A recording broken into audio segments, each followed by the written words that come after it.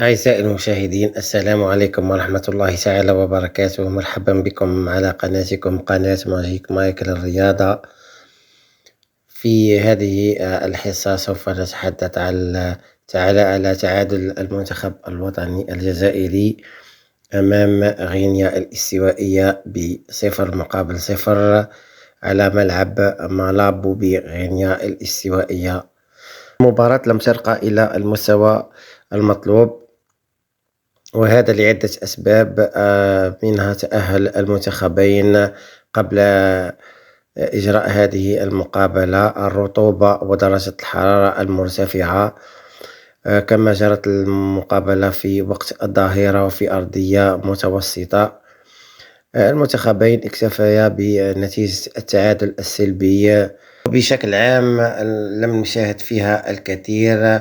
الحسنة الوحيدة في هذه المقابلة هو تألق رامي الزروقي الذي كان أفضل لاعب في هذه المقابلة. المنتخبين خلق فرصتين فقط خلال المقابلة. الفرصة الأولى لغينيا الاستوائية في نهاية الشوط الأول، وفرصة المنتخب الوطني عن طريق رامي الزروقي في نهاية الشوط الثاني. على العموم، غياب الحافز من الجانبين بعد ضمان التأهل إلى كأس إفريقيا وتوقيت لعب اللقاء في أجواء مناخية مرهقة جعلنا نشاهد مقابلة مملة من الطرفين. المنتخب الوطني الجزائري كان يركز على تسيير المباراة دون إرهاق اللاعبين، مع انتظار أي أخطاء من المنافس ليحقق من خلالها الفارق في الهجوم. الطريقة الحذرة التي لعب بها المنتخب الوطني كانت واضحة جدا، خاصة في الشوط الأول. في الشوط الثاني انتعش اللعب قليلا من جانب المنتخب الوطني، كان يلعب بشكل متقدم، لم يساعدت كرات في منطقة الخصم، ولكنهم لم يكن كافيا للفوز بهذه المقابلة. على كل حال، هذه المقابلة كانت غير مهمة في حسابات التأهل، ولكنها مهمة في ترتيب الفيفا فقط. الفريق الوطني خسر 6.25 نقطة بعد المقابلة في حسب موقع فوتبول رانكينج الذي يتماشى مع إحصائيات الفيفا.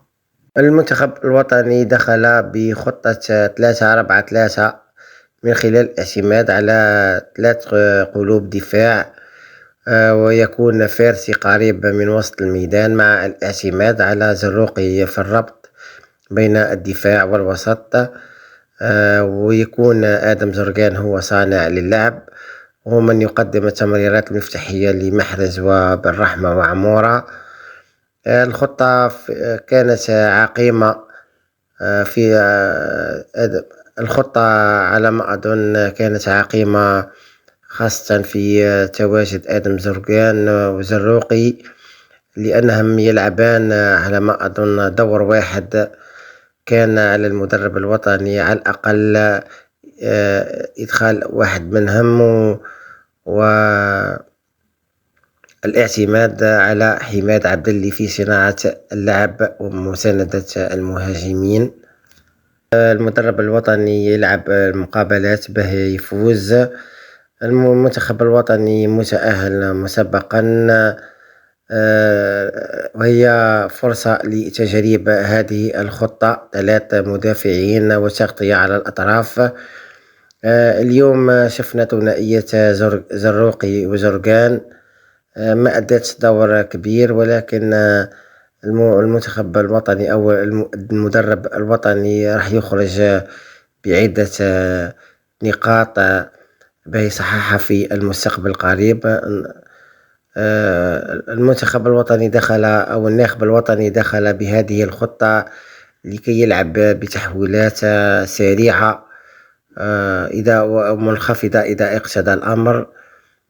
الهجوم كان مشكل من رياض محرز وسعيد بن رحمة على الأطراف، واللاعبة عمورة كمهاجم صريح، ولكن الفريق الوطني لم يخلق أي فرصة خلال الشوط الأول، اكتفى فقط بتسيير المقابلة نظرا للحرارة والرطوبة الشديدة اللي جرت فيها المقابلة. المنتخب الوطني الجزائري دخل بالتشكيلة التالية: وكتجا في حراسة المرمى، توغاي، ماندي، بن سبعيني، أيت نوري وفارسي في الدفاع، زروقي وزرقان في وسط الميدان، رياض محرز وسعيد بن رحمة ومحمد الأمين عمورة في الهجوم. في المقابلة الأخرى الفريق الليبيري فاز على المنتخب الطوغو بهدف مقابل 0، وهو اللي خلى المنتخب الوطني الجزائري وغينيا الاستوائية يلعبان بهذه الطريقة نظرا لتأهل الفريقين. المنتخب الوطني كان متأهل مسبقا. على كل حال، بعد انتهاء الجولة الخامسة، المنتخب الوطني ب13 نقطة، غينيا الاستوائية ب8 نقاط، متأهلا إلى كأس إفريقيا 2025. ليبيريا والطوغو 4 نقاط ونقطتين على التوالي ويقصون من التصفيات. إذا حظ موفق للمنتخب الوطني الجزائري، إن شاء الله يتألق في تصفيات كأس العالم كما تألق في تصفيات كأس إفريقيا، ويتأهل للمونديال إن شاء الله للمرة الخامسة. 1 2 3 فيفا الجيري. السلام عليكم ورحمة الله تعالى وبركاته.